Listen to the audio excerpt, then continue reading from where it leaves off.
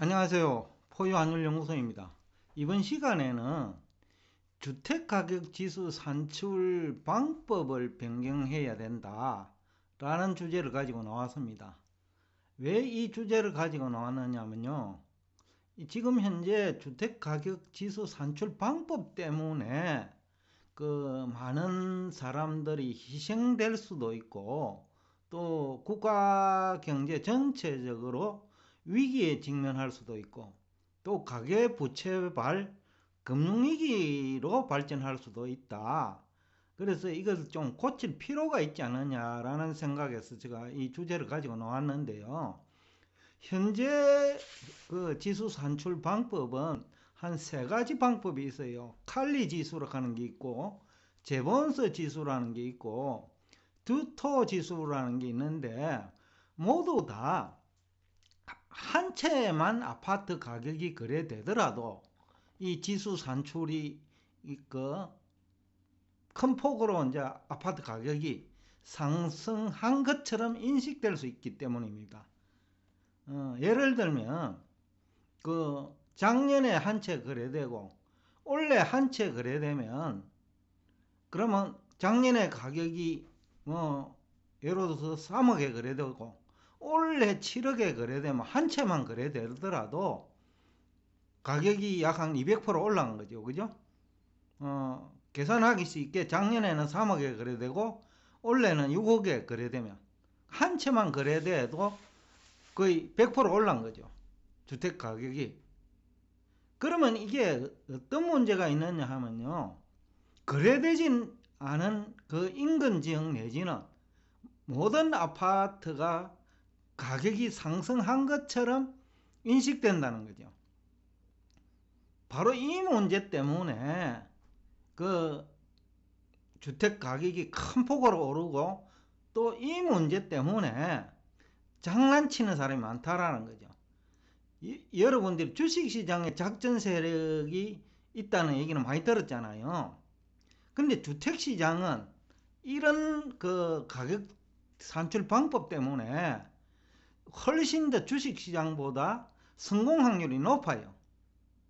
몇몇 아파트 시장 이해관계자들, 그러니까 오르기를 바라는 그런 분들이 모여가지고 각각 각 지역에 한 채씩만 거래해주면 아파트 가격이 큰 폭으로 오를 수 있는 거죠.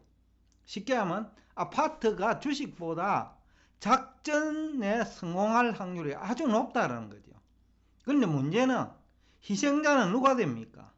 결국은 국가가 경제위기로 발전하면 국민 전체가 희생될 수 있고, 금융회사가 파산위기에 직면할 수 있고, 가계부채 위기의 진원지가 또 될 수가 있죠. 그 다음에 물가가 오르면서 또 임금이 올라가고, 그러니까 우리 기업의 경쟁력이 약화되는 거죠. 결국 나아가 일자리가 감소된다는 거죠. 그래서 이 아파트 가격 산출 방법, 그러니까 지수 산출 방법을 바꿔야 된다. 그러니까 최소한도로 서울 지역을 예를 들면 약 한 150만 채의 아파트가 있단 말이에요. 서울에. 뭐 정확한 수치는 잘 모르겠는데 그 정도 될 거예요. 그러면 요 근래에 최근에 몇 채 거래되는 가면 한 달에 한 1천여 건 거래됩니다. 그러면 어떤 문제가 생깁니까? 그러면 하루 약 30건밖에 거래 안 된다는 거죠, 평균적으로. 근데 왜 이 얘기를 하나 하면, 주식하고 비교를 해보면 코스피의 경우에는 우리나라는 이제 빈번하게 거래를 하는 편인데 전체 상장 기업의 1%밖에 거래가 안 됩니다. 1%도 채 거래가 안 돼요. 고가 주식은. 그래도 100일이면 1회전이 된단 말이에요, 주식은.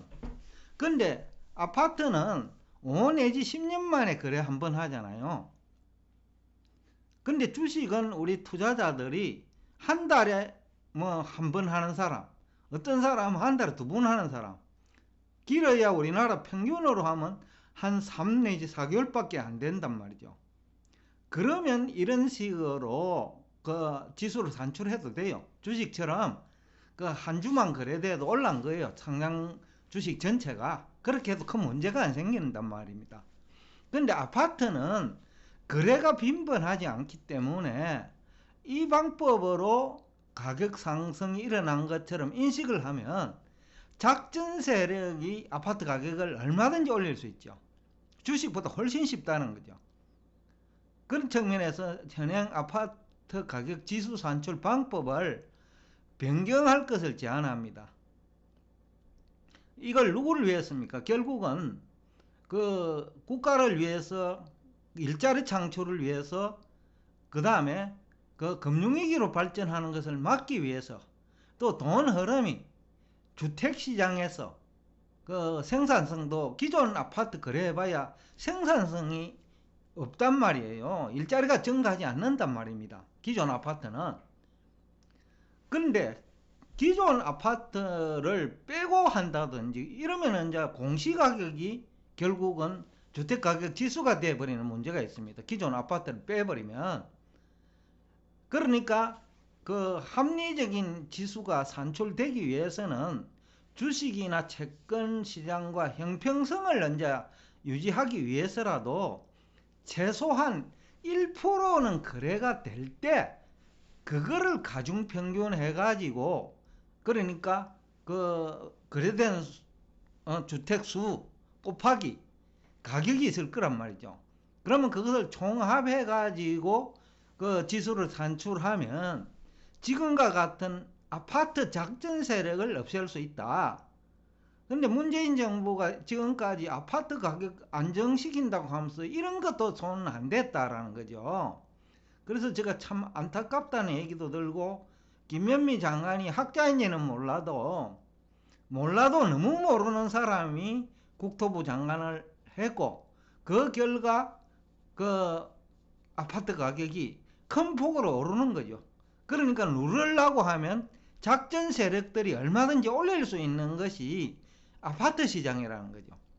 그러니까 정책이 아파트 가격 규제로 들어가면 작전 세력이 한 100명만 연합을 해버리면 얼마든지 정부 정책과 무관하게 아파트 가격 하락이 아니고 상승을 유도할 수 있죠. 그러니까 이런 근본적이고 기본적인 지식조차 없으면서 그 국토부 장관을 하려고 하니까 이게 실패할 수밖에 없죠. 그러니까 민주당 정부는 아파트 가격 하락을 유도하면 항상 실패해요. 왜냐하면 가장 근본적인 문제가 이 가격 산출 방법이거든요. 한 채만 거래돼도 동일한 단지, 아파트 단지 또는 인근 단지까지 모두 다 가격이 올라가 버립니다. 주식은 최소한도로 해당 주식만 올라야 그 가격이 상승한 것처럼 인식되는데, 아파트는 해당 아파트가 아니더라도 그 주위에 있는 아파트 모두 다 올라가 버린다는 거죠. 이거는 굉장히 비합리적인 그 주택가격 지수 산출 방법이죠. 그래서 최소한도로 15,000개가 거래된 단위로, 그래야 1% 정도 되거든요. 15,000채 거래되면. 그러면 1% 정도 되면 주식하고 형평성이 맞죠. 그래야 그 합리적인 가격 그 지수가 될 수가 있겠죠. 누구나 공감할 수 있는 지수가 된다는 거죠. 지금 이 지수 산출 방법은 결국 아파트 가격 상승을 유도하는 그런 지수 산출 방법이에요. 그래서 오늘 제가 이 그 주택가격 지수 산출 방법만이라도 변경하자. 그러면 희생자가 더 작게 나타나고, 그 다음에 그 영혼을 끌어가지고 집을 사지도 아니하고, 그 다음에 아파트 가격 상승 때문에 물가 올라가고 임금 상승하고 우리나라 기업의 그 가격 경쟁력 약화시키고, 그러면서 일자리가 줄어들면서 또 결혼 인구가 감소하고, 이런 많은 문제점을 해소할 수 있는 가장 기본적인 일부터 하자라는 얘기를 하고 싶습니다. 오늘도 끝까지 경청해 주셔서 대단히 감사합니다.